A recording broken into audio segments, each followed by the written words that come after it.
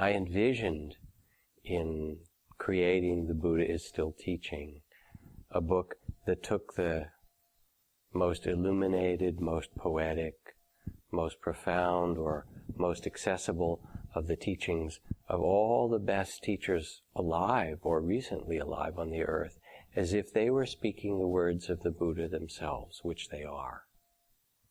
And there's this very beautiful story of the Buddha seated under the trees in one of the forests in Rajgir in India, and a devoted young man who loved the Buddha, who'd encountered his teachings and apparently thought the Buddha was the most amazing, wonderful being, would sit there every day and listen and just stare at the Buddha and look at him with this great devotion over and over and over and over again.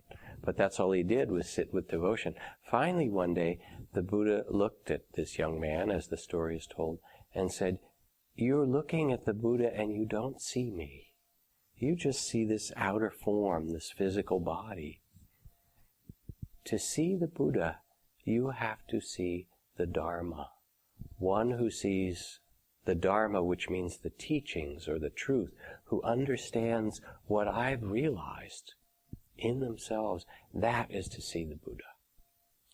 So in this beautiful book of teachings from contemporary teachers, I took passages as if they were the sutras, as if they were the sacred texts.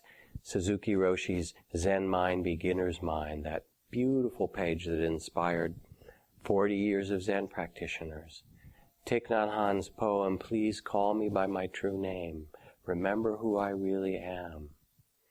Robert Thurman on the vision of lifetimes of liberation. Sharon Salzberg and Pema Chödrön on the great heart of compassion.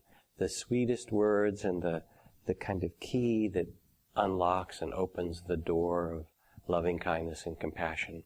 And I gathered my favorite jewels of these modern and contemporary utterances of Dharma, of truth, of love, and put them all together in a kind of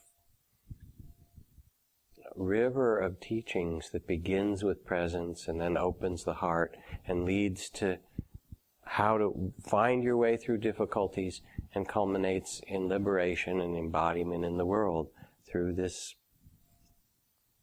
river of teachings.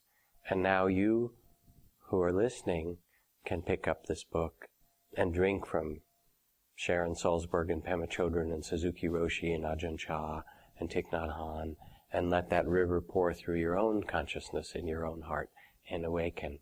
And I'm very glad you can.